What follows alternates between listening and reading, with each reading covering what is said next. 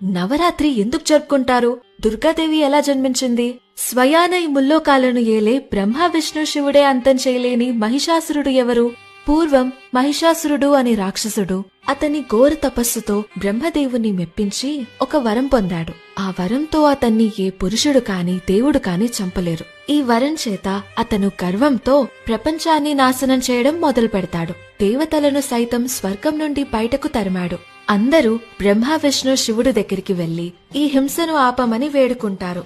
ముగ్గురు కలిసి వాళ్ళ శక్తులన్నీ ఏకం చేసి 10 చేతులున్న ఆదిశక్తి దుర్గాదేవిని సృష్టించారు. ఆమెకి ఆయుధాలుగా విష్ణుమూర్తి తన సుదర్శన చక్రాన్ని, మహాదేవుడైన శివుడు తన త్రిశూలాన్ని, బ్రహ్మ తన కమండలాన్ని, ఇంద్రదేవుడు వజ్ర ఆయుధాన్ని, హిమాలయ పర్వతాలు శక్తివంతమైన సింహాన్ని ఇస్తారు. ఇక దుర్గాదేవి 9 రోజుల పాటు మహిషాసురుడితో భీకరమైన యుద్ధం చేసింది. ప్రతిరోజు మహిషాసురుడు తన రూపాన్ని మార్చుకుని దుర్గాదేవిని మోసం చేస్తూ గాయపరిచేవాడు.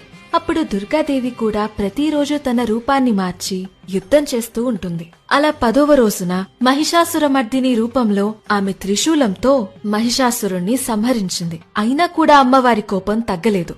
కోపంతో విలయ తాండవం చేస్తుంటే ముల్లోకాలు తత్తరిల్లిపోతున్నాయి. అప్పుడు దేవుళ్ళు, మనుషులు ఆమెకి పూజలు చేసి అమ్మవారిని శాంతింపచేస్తారు. ఇదే రోజున త్రేతాయుగంలో రాముడు రావణాసుణ్ణి వధించారు. ఇలా చెడుపై మంచి గెలవడానికి గుర్తుగా మనం విజయదశమిని జరుపుకుంటాం.